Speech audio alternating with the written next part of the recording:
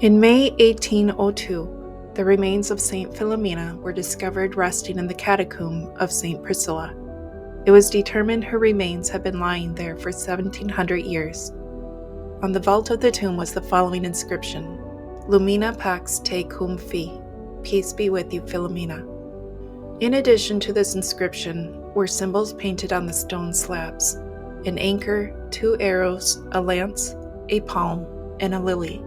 Upon further investigation, a skull, which was fractured, and bones, along with a vial containing dried blood, were discovered. Doctors surmised that the bones belonged to a young girl of 12 or 13 years old. The relics were gathered and put into a wooden case, which was then brought above ground, where it was again opened and examined by doctors, surgeons, and theologians. After the investigation was over and the documents were filled out, the relics were once again closed and sealed and delivered to the chapel and treasury where the bodies of saints and martyrs were kept, awaiting the Holy Father's order on what to do with the relics next.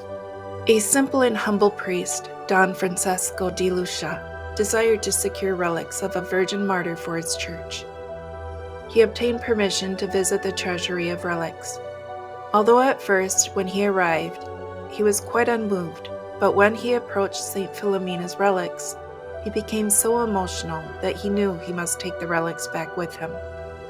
His request was initially refused, and although he was greatly disappointed, he was directed to find relics of another saint. He reluctantly agreed, but during the negotiations for the relics, Don Francesco suddenly became ill, and was so ill that the Bishop of Potenza became worried for his life. Don Francesco, still brooding over his disappointment, suddenly became hit with inspiration to pray to St. Philomena about the problem.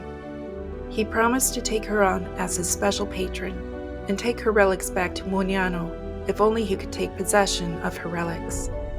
After this prayer, he was instantly cured, and all the previous difficulties were removed, and Don Francesco became the owner of the ashes, bones, and blood of St. Philomena. The bishop and Don Francesco, overcome with emotion from this miracle, promised St. Philomena to take her relics and give her the place of honor in their own carriage. On the way to Naples, the bishop and Don Francesco put the relics in the carriage under the seat and secured the box tightly so that it wouldn't slide around their feet. The bishop sat down, but before they could go, the bishop began to feel an assault on his legs as though he were being whipped. Thinking that it was the box, he got out and ordered the coachman to fasten the box more securely. However, the box was already as secured as could be. So once more, the bishop got back into the carriage and sat down, only to once again feel his legs assaulted with blows even more violent than before. More inspection was needed to secure the box, only to determine again that the box was already tied so tightly that there wasn't any wiggle room, even if they tried to move it. So once again the bishop got back into the carriage, probably a little more cautiously, and for the third time he felt as though his legs were being whipped. He jumped out of the carriage and declared that he would not travel with the box where it was. Rather, he said, I will hold it on my lap.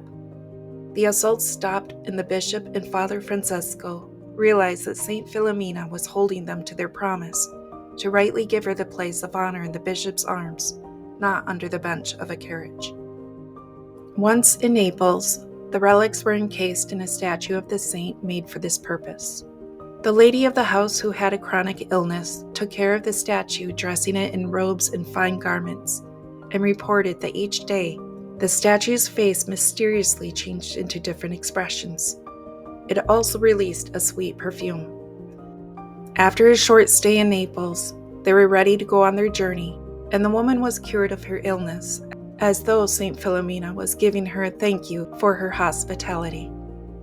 The statue was then transferred to the city of Mugnano. Upon entering, the people of the city gathered in great throngs and excitement. But suddenly, a great whirlwind swept over the hills in the city, causing chaos and fear. One of the priests traveling with them tried to calm the people, telling them that it was only Satan trying to stop the procession.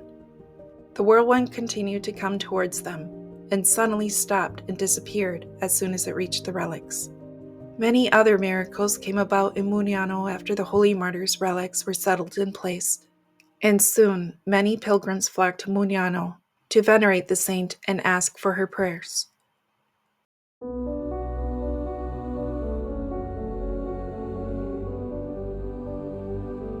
As miracles spread far and wide, many of those who had been cured began to pray that she reveal about her life, sufferings, and death, since nothing was known about her other than she had died as a martyr. Their prayers were soon answered, and the saint revealed to 3 different people, living far away and unknown to one another, the story of her life. Each person's received revelation was identical. The revelations were published and received the Emperor Martyr of the Holy Office on December 21, 1833. This following revelation was revealed to Mother Mary Louisa, one of the 3 seers. "My dear sister," the saint revealed to her, "I was the daughter of the king of a small Grecian state. My mother, too, was of royal blood.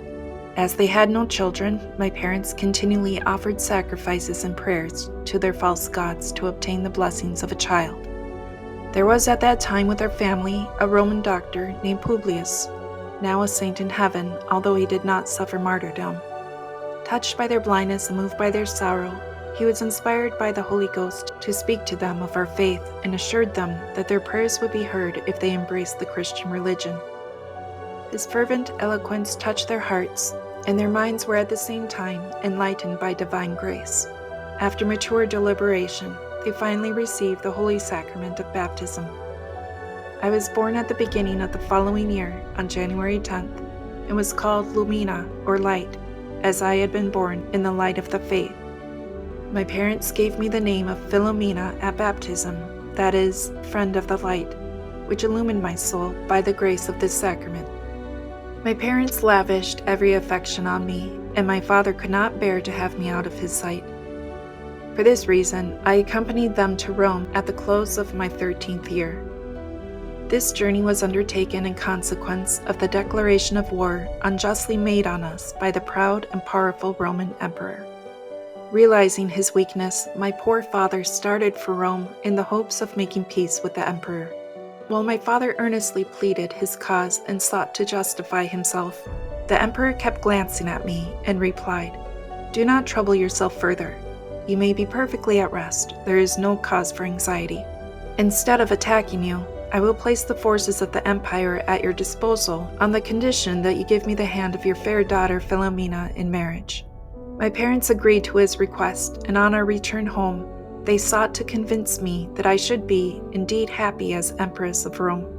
I rejected the offer without a moment's hesitation and told them that I had made myself the spouse of Jesus Christ by a vow of chastity when I was 11 years old.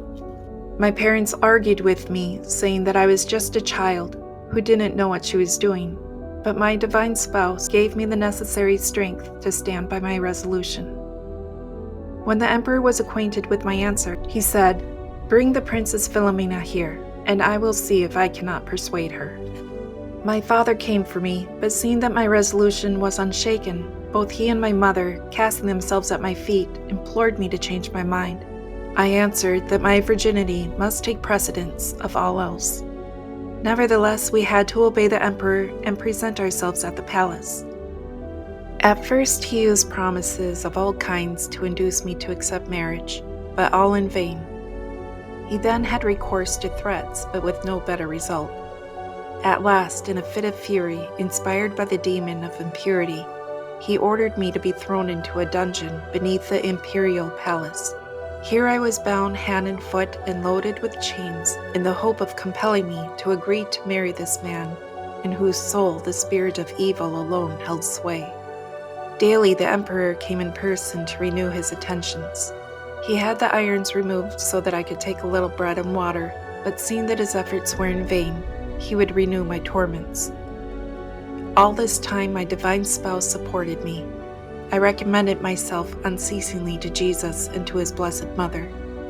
These scenes had lasted for 37 days when the Queen of Heaven appeared to me, surrounded by a dazzling light and bearing her divine Son in her arms. "My child," she said, "you will remain 3 more days in this dungeon, and then, on the 40th day of your imprisonment, you will leave this place of sorrow."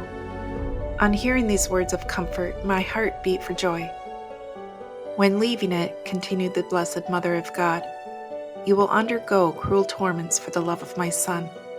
These new tidings filled me with fear, and I felt as if it were all the bitter agony of dying. "Courage, beloved daughter," added the Queen of Heaven, "beloved above all others, for you bear my name and the name of my Son. You are called Lumina, or light. My Son, your spouse, is called light, star, sun. And am I not likewise called dawn, star, moon, sun? I will be your support.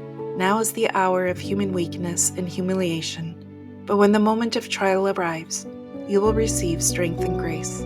Besides your guardian angel, you will have at your side the Archangel Gabriel, whose name signifies the strength of the Lord. When I was on earth, he was my protector. I will now send him to her who is my beloved daughter." These reassuring words restored my courage, and when the vision disappeared, a refreshing perfume remained in the dungeon. The emperor, despairing of inducing me to give in to his desires, had recourse to torture in order to terrify me and induce me to break my vow to heaven. He ordered me to be tied to a pillar and scourged mercilessly to the accompaniment of horrible blasphemies. The tyrant, seeing that though I was one gaping wound, my determination was unaltered, ordered me to be brought back to prison to die in agony. I was looking forward to death to fly to the bosom of my spouse when two bright angels appeared and poured a heavenly balm on my wounds. I was cured. The following morning, the emperor was astounded on hearing the news. Seeing me stronger and more beautiful than ever, he endeavored to persuade me that I owed this favor to Jupiter, who destined me for imperial diadem. The Holy Ghost inspiring me, I rejected this and resisted his caresses.